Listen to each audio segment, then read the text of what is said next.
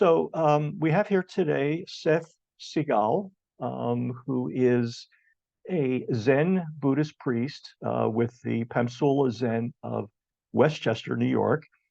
And Seth has just put out a book called The House We Live In: Virtue, Wisdom, and Pluralism. This book just came out in late September. But he's also the author of Buddhism and Human Flourishing, a modern Western perspective, which came out in 2020. He's had chapters in the Routledge Handbook on the Philosophy of Meditation and the Handbook of Positive Psychology, Religion, and Spirituality, which came out in 2022. Seth is a contributing editor to Tricycle, the Buddhist Review, a review editor for the Humanist Psychologists, and the science writer for the Mindfulness Research Monthly. So again, Seth, thank you for being with us today. Mm-hmm. So you've written a lot. I didn't actually mention all the books that you have written. And I wonder if you could give people a sense of why this new book. What motivated you to write this, to talk about the relationship of Aristotle, Buddha, and Confucius? Well, there are really two sources for this book. One is I don't know how to put this, my shock and dismay after the 2016 election. I mean, I've always been a progressive, a liberal, a critic of American policies. I participated in the civil rights movement in the 60s and the anti-Vietnam War movement and the anti-Iraq War movement and so forth. So I've always been sensitive to the imperfections in American society. But I never thought things were as bad as they were. And I think that the election of Donald Trump and the voices that kind of came out of the woodwork, so to speak, at that point. I mean, there have always been ultra-conservative voices, whether the Ku Klux Klan or the John Birch Society, but there was a sense that the country really could stop being a democracy. That I had read a book a number of years ago by Mary Beard on the history of Rome called SPQR, which talked about how Rome lost its republic and became how Julius Caesar took over. And she described basically that it was letting go of one little norm after another. You know, it was a step-by-step erosion of democratic institutions that eventually led to its fall. And I was just applying it to what was happening here. And I realized for the first time in my life, in 75 years, let's say, that it was possible that we could stop being a democracy. We could become something else. So I wanted to write a book that would say, what are the foundations of democracy? What enables a democracy to flourish?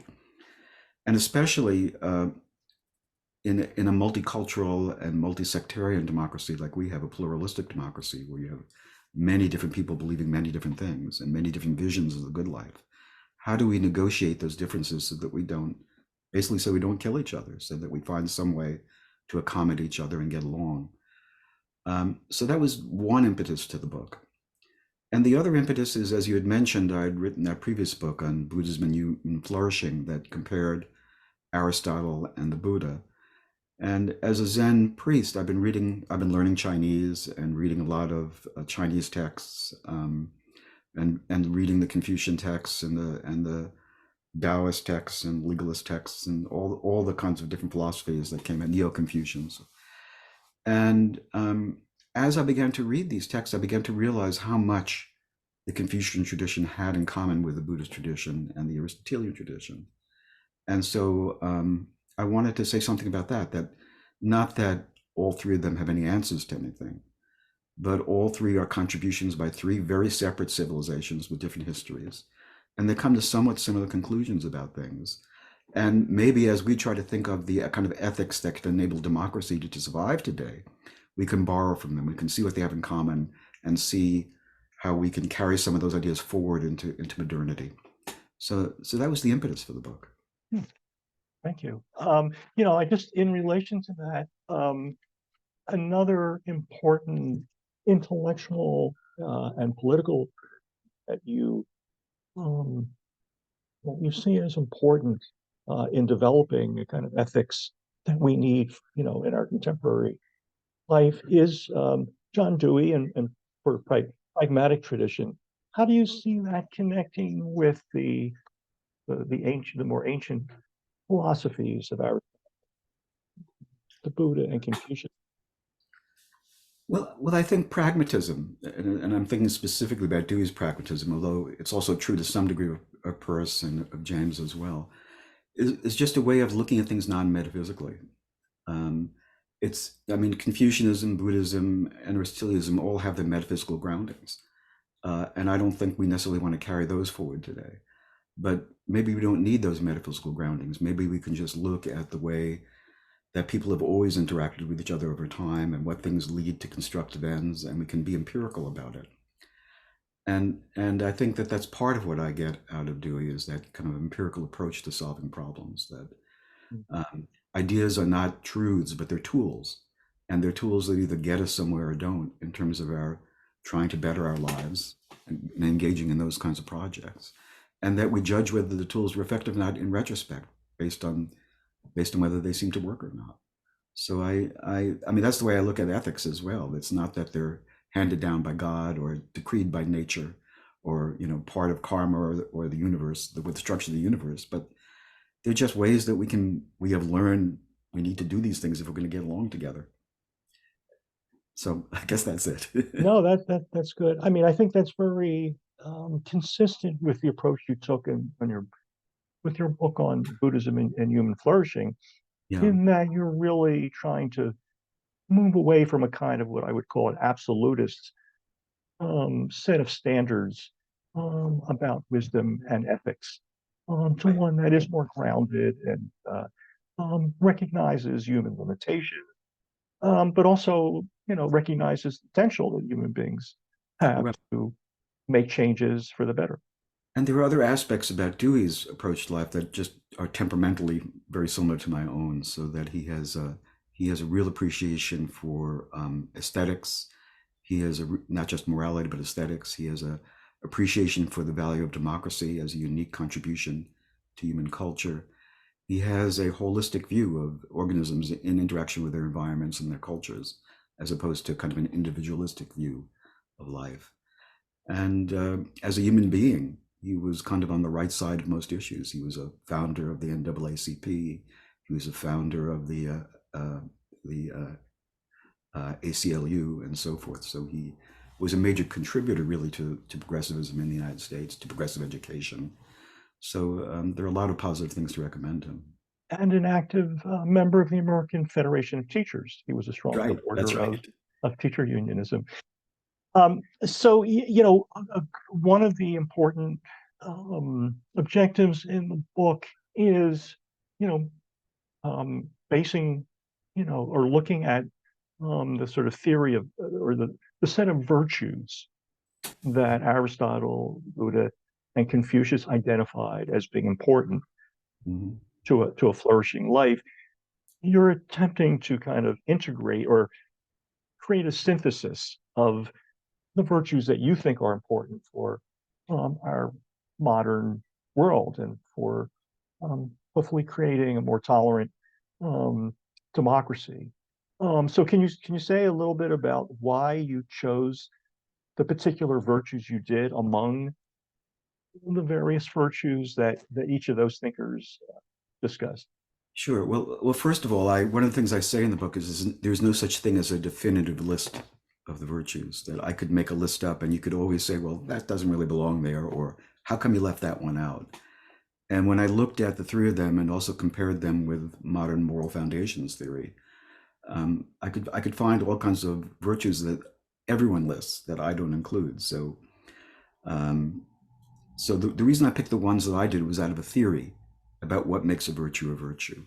Mhm. And the theory was that virtues had to have certain commonalities. They had to, first of all, be self-regarding. They led to one's personal well-being if one engaged in them.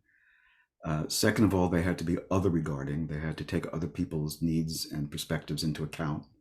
It couldn't just be all about me. Okay.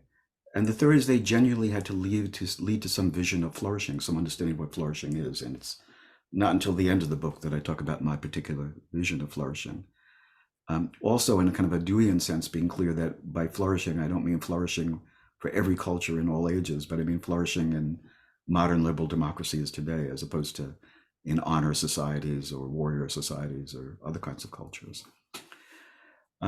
So I list seven virtues. For example, truthfulness, courage, conscientiousness, equanimity, justice. I'm sure I'm leaving a couple out here at this moment, but I think that as you can see what they contribute to kind of personal well-being, they're instrumental in that way. If I'm courageous, for example, it means that I'm willing to go and kind of stand up for what I believe in and express myself. I'm willing to set boundaries where other people are going to impede on me, and you can see how those things can lead to one's own well-being. That means that when I want to try something new and I'm afraid that it might fail, I have the courage to persist in it and so forth. So courage is intimately related to our ability to live our lives and not shrink, to be kind of expand ourselves into our full lives. But it's also necessary for society to flourish. You need soldiers and policemen to be courageous, and firemen to be courageous, and so forth. So it's necessary for social functioning as well. And if you're truthful, it means first of all, you're truthful about yourself, with yourself. So if you understand what you really want and how you really feel and what you really mean and what your real intentions are and so forth, you're much more likely to accomplish your goals than if you're lying to yourself about those things. And if you're truthful to other people trust you more. They're more willing to engage in mutual projects with you and so forth. And the same thing if you're fair. If you're fair in your interactions with other people want to collaborate with you. And so you're building a life together with other people that's a meaningful life, not only for you, but for them as well. And we depend on the fairness of everyone in business transactions and marital transactions and court transactions and so forth. Fairness is absolutely crucial for society to function, for people to be able to trust each other. But more than it being instrumental, these are more than instrumental. They're also partly constitutive of what flourishing is. When we talk about what is a flourishing person like, we think about them as being, for example, honest and compassionate and standing up for what they believe in. I mean, these are all parts of what we mean by being an excellent human being. So you see the same thing in the Buddhist tradition that, for example, being compassionate is not just a way to get to be a Buddha, but once you're a Buddha, what is a Buddha? It's someone who's compassionate. So there's a way in which the path is a foretaste of the end state you're trying to achieve. I wonder, I mean, you are part of the Zen Buddhist tradition. You're a Zen Buddhist priest. And I wonder, how do you see your continuing involvement in Zen Buddhism and perhaps just in general, views of other Zen Buddhists? How do you think they relate to your take on virtues, your take on flourishing? You find Zen Buddhists that you're familiar with kind of evolving in the direction you're evolving in, or is your perspective kind of unique within the Zen Buddhist? I don't think it's unique, but I wouldn't want to speak for all Zen Buddhists either. I mean, within the Buddhist tradition, there's a kind of a bifurcation. There are two approaches to Buddhism. One is a developmental one, in which we see ourselves as building certain virtues. This is the traditional Eightfold Noble Path and so forth. And so we were practicing equanimity, we're practicing loving kindness, we're practicing mindfulness, and we'll over many lifetimes become Buddhas. And then there's that other approach in Buddhism, which says we already are Buddhas, and all we have to do is uncover our true nature of just who we are. So there's really a tension or a conflict between those two approaches. And you see that in Zen as well as other forms of Buddhism. So the first thing that you do to become a Zen Buddhist is you take the precepts. There are 16 ethical precepts that you take. And according to the Shishogi, which is the Soto Zen catechism that was created during the Meiji Restoration, the heart of Buddhism is vow and atonement. In other words, it's all about vowing to accomplish certain things and achieve certain virtues, and then falling short and atoning for it again. So there's this whole, and then we begin our Zen sessions with the Gata of atonement. We failed at what we're trying to do, and we end with the new vows again. So there's a kind of a moral quality built into it, But then there's also a tendency for Zen to ignore all that and say, well, we should just act naturally, and there's no need to develop these virtues. And there was certainly a lot of tension between that Buddhist view and the Confucian view. That it's all the Confucian view is it's all about cultivation of virtue. So you see um, I guess you see a whole spectrum of views within the Zen community about these sorts of things. I know that there are certainly people who've read my books in the Zen community who agree with them, Zen teachers, and there are probably others who are probably offended by them in a number of ways. And I guess I think of myself more and more as being a kind of a cosmopolitan, and that while the Zen path is the path of meditation, the path of cultivation, as I understand it, is my main path in life, that I'm borrowing from many other traditions as well. I don't see why we need to be limited to one. And in fact, if you read the koan collections, the Blue Cliff Record and so forth, and you read all the commentary that were written during the Song Dynasty in, say, the 11th century, they read all this stuff. They quote from Confucius. They quote from Zhuangzi. They quote from the Taoist tradition. They know the Chinese poet, the Chinese odes. They're very well read. They're extremely well read, and they're borrowing from all these traditions as they were creating their new Zen tradition at that point. So I think there's a way that Zen has always been somewhat cosmopolitan, but we deny that. I think that's a really important point, and I think it's true in other within other trends within Buddhism. Sort of the recognition that we need to incorporate a variety of perspectives to help us understand what a flourishing life is, what it means to live together in society in a peaceful and just way, and that assuming that one perspective will have all the answers is very much mistaken and not helpful in terms of us being able to live in this world. So, if you could, I'd like you to talk a little bit more. You've discussed a bit the sort of connection between Buddhism and these other perspectives, but in your book, Marxism and Human Flourishing, you discussed how Aristotle's theory of flourishing and of human ends and the Buddha's notion of enlightenment could be integrated into something you called eudaimonic enlightenment. And so, how would you describe the difference between what Buddhists typically understand as being the end goal of their practice, and what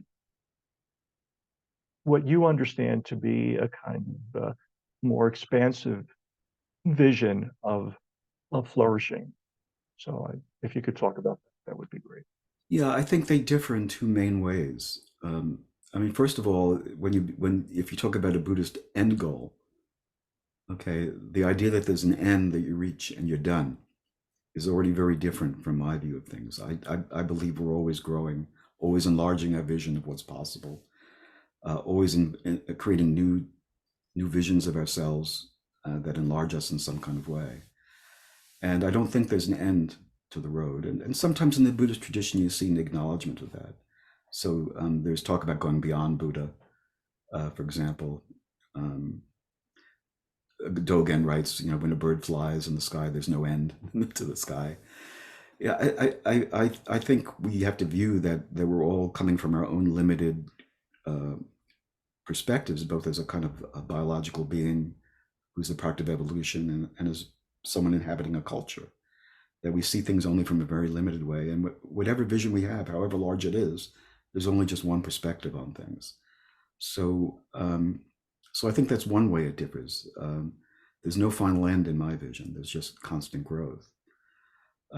Another way it differs is in the view of what perfection might be. I mean, the Buddhism has a belief of somehow transcending, or at least in some forms of Buddhism, belief of transcending one's humanity and reaching some perfect state like nirvana, in which one is perfectly equanimous and perfectly compassionate and perfectly wise and all-knowing. And that just doesn't appeal to me at all, that kind of vision. I don't think human beings are capable of it. I believe in what Immanuel Kant said, that out of the crooked temper of humanity, no straight thing was ever made. I'm kind of Augustinian, I guess, in some ways in my view of human nature. I don't believe that beings are. I don't believe that human beings are basically good. Okay? I believe we have the potential for good and evil, and that what we end up being is what we cultivate, over time. Um, and there are elements of the Buddhist vision of well-being that are subtractive.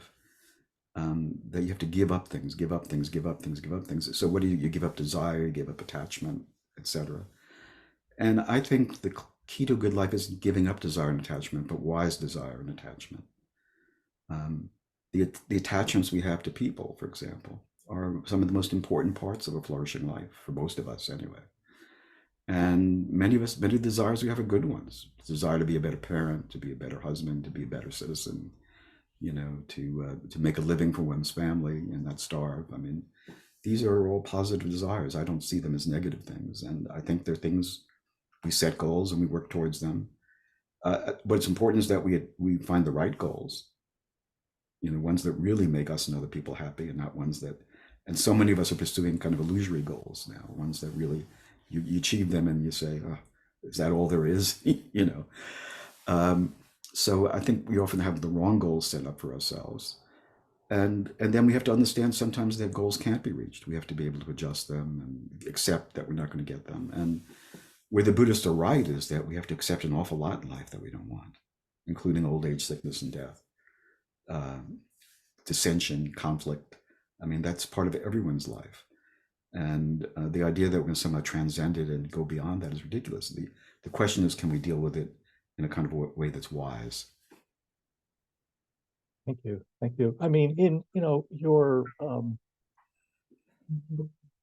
the way that um, your approach differs from at least certain versions of traditional Buddhism. I would be tempted to say that you sound very much like a secular Buddhist, although you have made clear that your approach is a more of a what you would describe as kind of a naturalistic Mhm. Buddhism, right?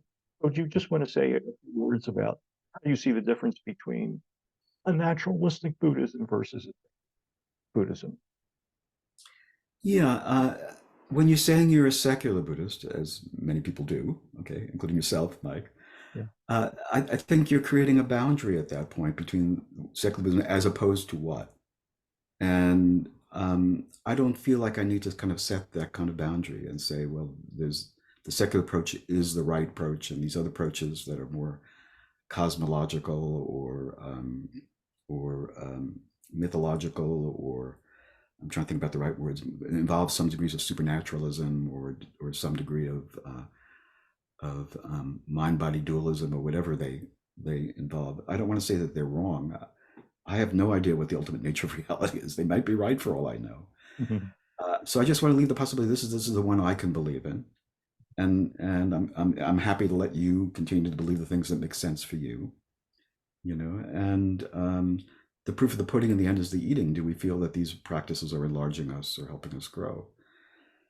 The other thing is that as when I was working as a chaplain at a hospital, I was working with people from all religions. I wasn't just working with Buddhists. In fact, I was very rarely working with Buddhists in my neck of the woods.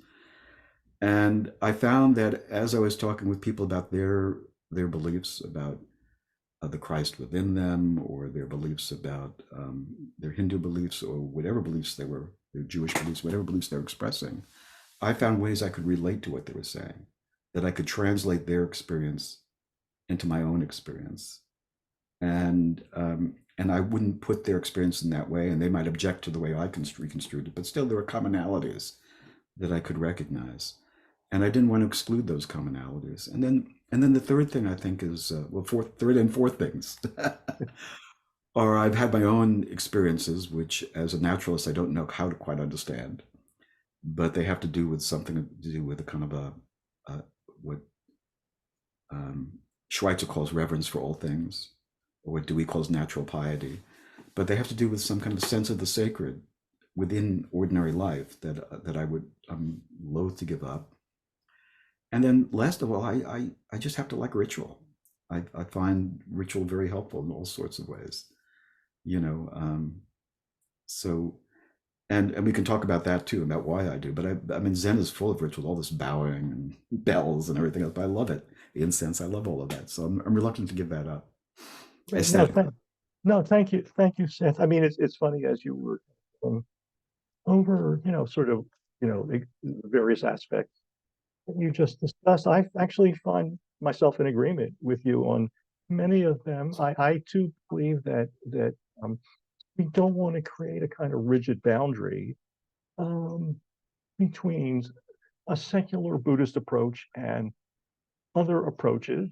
And I mean, there is lots of um, there's sort of a big gray area in terms of um, perspectives. I myself am, I would say, like you, I'm kind of agnostic about some of the bigger ontological and metaphysical questions. And I certainly don't feel that secular Buddhist approach is the right approach, but I see it as being a kind of one legitimate and important way of um, bringing Buddhist insights into the contemporary world, which so I think that we share an awful lot in terms of sensibilities. We may self-identify in slightly different ways, but I think this is just part of the kind of continuing conversation that we have as we try to sort of figure out important questions. So I want to Let me let thank me let me say one other thing. I know that in the secular Buddhist network that Winton Higgins and I have had a couple of go rounds discussing this issue. But I just read one of Winton's books and kind of reviewed it for my blog. And while I found myself in many agreements with Winton on a lot of things, there were certain areas that just rubbed me the wrong way. And one is and he shares this with Stephen Batchelor, who I love to pieces, but he uh, he believes they can go back and excavate this kind of early form of Buddhism that was pure before all these evil monastics came along and layered on all the superstition and cosmology and everything else. And and then surprisingly, this Buddha that we discover as we do this um, excavation looks very much like ourselves. He's very he could be the Deweyan Buddha or whatever, I don't know. And I just doubt that. Why not say, okay, the Buddha lived in a different time and a different culture, and maybe not everything he believed was true. Mount Meru may not be the center of the universe, and so forth. And he was wrong about a lot of things, just like Plato was wrong about a lot of things, and just like Confucius was wrong about a lot of things, and just like Wittgenstein was wrong about a lot of things. Nobody gets everything right. But on the other hand, he lays out a path, which is a historical path, which is very, very rich and has 2,500 years of history behind it, and can be very informative for us today. But we don't have to say that he's really just like us. That's the other thing I object to. yeah, yeah. I don't think Well, you there can. are I don't think you can find the real Buddha anymore than you can find the real Jesus or the real Moses or the real Lao Tzu. Yeah.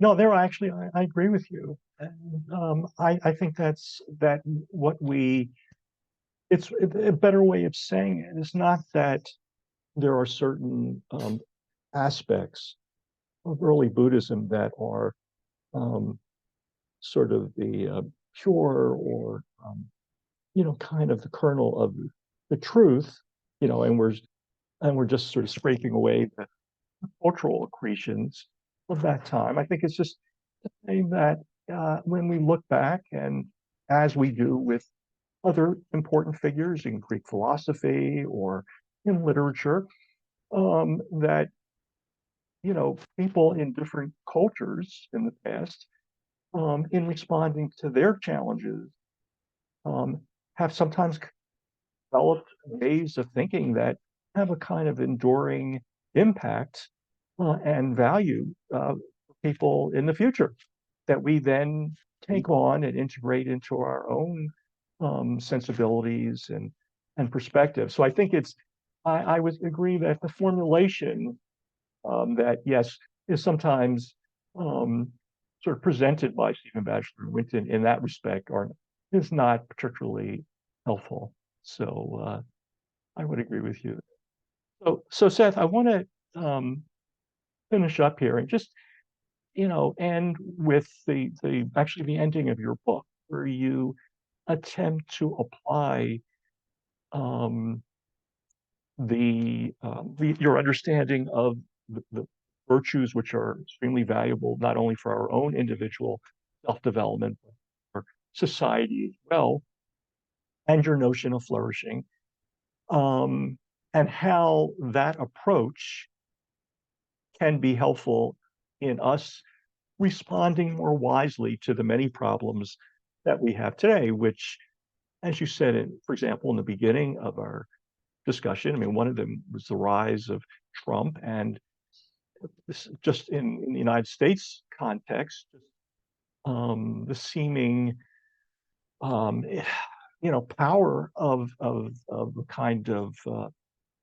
anti-democratic, racist, misogynistic, xenophobic perspective, which um, continues and in fact seems to be as strong as it was back in 2016. And how do we how do we respond to that? How do we try to create a society that is pluralistic, tolerant, empathetic, compassionate? So you do discuss a variety of different issues. So can you just say a little bit about that part of the book and what you were trying to accomplish in discussing these Okay. current issues? Let me back up a bit. So my idea of flourishing, I describe flourishing as living a life that's emotionally satisfying, that's psychologically rich, that's meaningful, and that's kind of attentive to the moral and aesthetic potentialities within each moment. Okay, so we want to create that kind of life for ourselves. That's what we aspire to in our lives. That's what we want for our children, and this means we want to create a culture in which more people can live those kinds of lives. Okay, so we want as many people to be able to kind of fulfill those potentials as possible within a culture. And at the same time, we acknowledge pluralism, the idea that people will have come from different perspectives, different cultures, different religions, different backgrounds, and they have different perspectives. They have different needs, different abilities, different talents, and they have different perspectives on what the good life is going to be like for them. So a liberal society is one in which, as much as possible, you allow people to fulfill the kind of lives the way that makes sense to them. Okay, and obviously there are going to be conflicts in those kind of cases. Not everyone is going to agree on what the good life is going to be, and those get negotiated out. They get negotiated out in the media. They get negotiated out in political movements and so forth. So we can talk about that as the normal mechanism for resolving conflicts, and we can talk about some conflicts as being tolerable. They're different than those people are different from us, but we can. It's okay. They don't have to be just like us, even though we don't like them very much when they do this. And then other ones become intolerable for us. Okay, owning slaves is a non-starter for us. We can't allow that to continue. And then the question is, what's tolerable and intolerable, and that's a psychological question. It's not an ethical question, really. What can you tolerate? You try to tolerate as much as you can. You try to compromise as much as you can, and then sometimes there's no way to compromise, and you end up with real conflict, as we did during the Civil War, for example. So that becomes a practical kind of question. What kinds of things are soluble through compromise and through trying to reach out to the humanity of other people and just accept the fact that we're different, and yet we can have different ways of living, and which are unacceptable. And we see this work out in all kinds of ways in the culture. I mean, the Mormons had this problem in Utah when they had to give up plural marriage in order to become part of the union. Some people never did. So plural marriages still exist somewhere on the margins in some Mormon communities, and somehow the world has gone on, despite that. It's still illegal though. Do we talk about the Amish? I mean, they don't believe in driving motor cars and so forth, but they find their own place to live. They don't insist that everyone else give up motor cars, and they find a way to live in American society as Amish. Or you can talk about the Hasidic Jews, for example, who want to continue on their own culture in their own way, and they don't want to go on the internet, and they don't, et cetera, et cetera. And there are conflicts at times over schools and what the schools have to teach, and what kind of money goes to aid schools that don't teach secular subjects. There are conflicts that negotiate out politically, and sometimes they're pretty hot, but we don't kill each other over it for the most part. We can talk about Jehovah's Witnesses not wanting their kids to have blood transfusions, or North African immigrants to the United States who still believe in sub-incision, for females. We come across these conflicts all the time. We try to negotiate them as best we can. Can Native American Church, Neo-American Church, use peyote in its ceremonies? We negotiate these things out one way or another. Most of the time, we avoid bloodshed. Okay. So the question is, how much pluralism can we allow in the United States, given that there are fundamentalist, I'm not sure what fundamentalist isn't the right word, but given that there is a Christian group in this country who often self-identify as evangelicals, for example, who believe that America ought to be a Christian country. Okay, and by Christian they mean following those rules in the Bible that they themselves follow. They don't follow all of them, but they select certain ones as being the key ones, and they say, well, everyone ought to follow that. Say abortion, rules about abortion, and so forth. There's a real conflict about those. How do you settle those? In the past, we've settled it with a kind of ecumenicism and a kind of denominationalism, that we can have all these different denominations. You can be a Catholic, and I can be a Protestant, and you can be a Unitarian, and you can be a Hindu, and in the 50s we said just go to the church or synagogue of your choice, but we were all good citizens. Okay. What's different now is that this new Christian movement is insisting that it be the sole basis for everybody in society. And that's a non-starter. You can't do that in a pluralistic society. But you also have to give them the rights, maybe, to live their own lives as they see fit, and not intrude too much on them. So there's a balance to be found. And where is that balance to be found? There's no final resting place. It's always a shifting balance, and you're always, things that are hot issues now, 50 years from now, won't be hot issues anymore. People have moved on to other issues that are hot issues, So we could talk about, for example, how abortion was not a hot issue in the 1970s. Okay, that people like Billy Graham or the evangelical movement at that point and their journals were not against abortion at that point. It only became something that became politically charged and polarized when the Republican Party under Nixon was trying to get Catholics into the fold and remove them from the New Deal, and it became a splitting issue. And then eventually it got sold to the evangelicals and became an evangelical issue. But there was a time when it wasn't an issue, when the most liberal abortion law in the United States was signed by Governor Ronald Reagan, and now it's a really hot issue. And it may be 50 years from now, it won't be a hot issue anymore. It won't be a religious issue, but they'll have moved on to something else that will be the shibboleth that separates us. But the other thing I want to put in context is that the rate of change in society right now is enormous, and it's very hard for people to keep up with this rate of change. I mean, Marx wrote in the 1800s how nothing is solid and everything melts into air, and that's even more true today. As technological innovation advances, society has to adjust to it. I mean, a society where everyone's weapon was a single front-loaded musket, single-shot musket, could have a Second Amendment that made sense. Everyone could own a gun. You lived on the frontier, you needed one to hunt muskrats and stuff like that.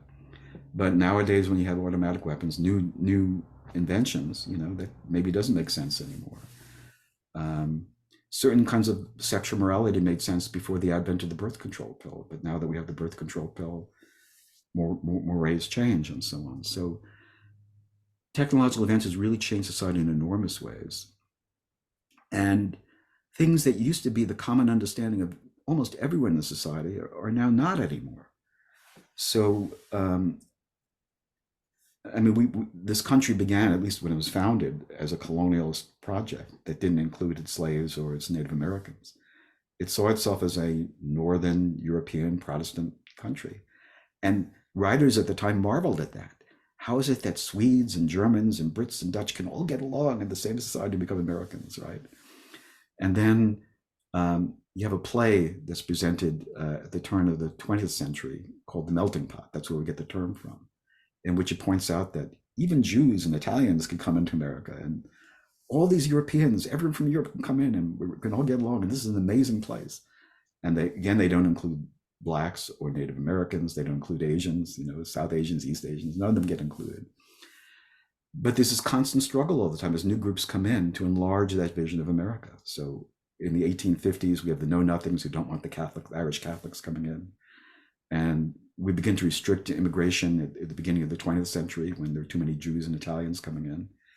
And now who's coming in? We have a lot of Central and Latin Americans coming in. We have a lot of East Asians and Southern Asians coming in. We're beginning to have a lot of Africans coming aboard now. What, a third of the young people in the world are African right now. So the demography is changing, and people who used to be the group that thought of themselves as kind of archetypal, centrist Americans are not that anymore. And so the nation isn't a Christian nation anymore. We're going to reach a point where 50% of the nation isn't Christian, but is Hindu or Buddhist or Islamic or spiritual but not religious or atheist or agnostic. We're going to hit that point pretty soon. It's not going to, being white is not going to be the modal experience, or English speaking white is not going to be the modal experience anymore in this country. Certainly, as our views about homosexuality and transsexualism are changing, we're admitting more and more voices into what it means to be an American, a normal American, a healthy American. And I can see people who used to be in another position finding it very hard to adjust to all this change. It feels very disorienting. And when we blame them for feeling privileged, for example, how dare you hold on to your privilege? Well, they're holding on to what's been their status as far as they can see it for hundreds of years. And they're frightened about losing status, about what their role is going to be in this new culture. It's not the culture they grew up in. And I think as much as we can want to hold on to a kind of a universalism and a pluralism, I think we can also understand where the distress is coming from, and that this world is moving very fast. And I think we owe them some charity in some ways. So I guess that's what I'm thinking about, that as we negotiate all these difficulties, we have to find some way to connect with each other, not as enemies, but as people who disagree very strongly on things, are very anxious about things, but are still human beings who are concerned about our families and our well-being, are still decent people in many, many aspects. None of us are decent people in every aspect. Okay.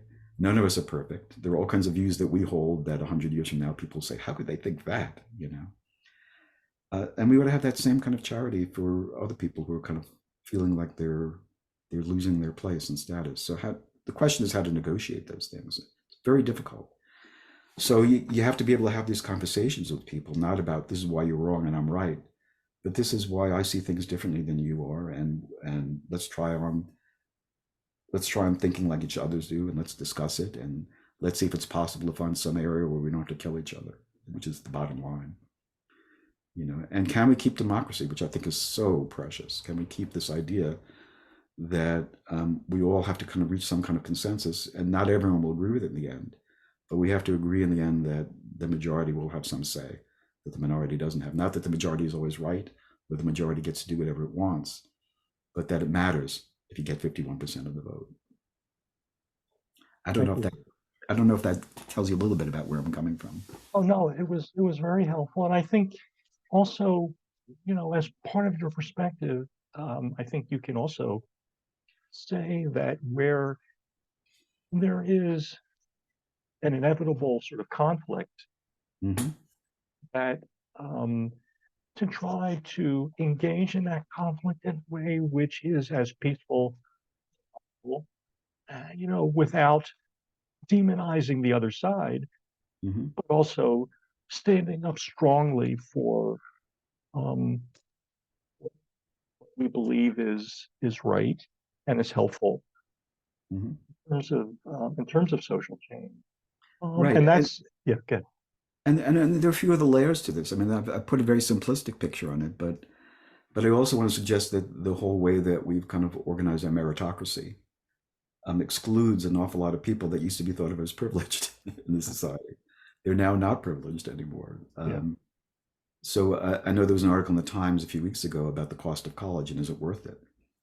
And basically, it said that unless you're going into a STEM field or unless you're going to an elite college, the amount of debt you're going to accumulate by going to school is not going to be worth it for most people. And now 50% of parents don't want their kids to go to college. And given that college is still the sole ticket to entering the meritocracy, that's you're kind of closing a lot of people out from any kind of progress in society or feeling valued or worthwhile. That feeds into Trumpism as much as anything else does. And also, I talk in my book about how in every era there has been some elite group, intellectual group, that's trying to improve the morality of the masses.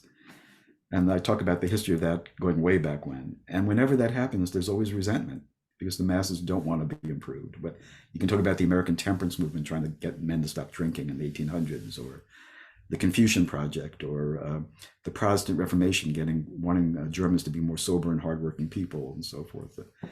I mean, there's always or even the Catholic Church, way back when, wanting people to go to mass more than once a year, not just on Easter. There's always resentment against these movements to improve people, and we're seeing some of that now. And I think as cultural elites have to be sensitive too to the kind of resentment that they breed. People, for the most part, just want to be left alone and live their lives the way they've always lived it, the way it's been for them since time immemorial, and getting people to change. Not that these movements don't succeed. I mean, people drink a lot less now than they did during the 1800s, and the Germans are more sober and hardworking people than they were before the Protestant Revolution. But this is the product of the project of civilization. It's a long-term project, and it breeds a lot of resentment along the way. Don't be surprised by that. Well, thank you, Seth, so much for being with us and giving us a sense of the key themes of your new book. And it was great talking with you.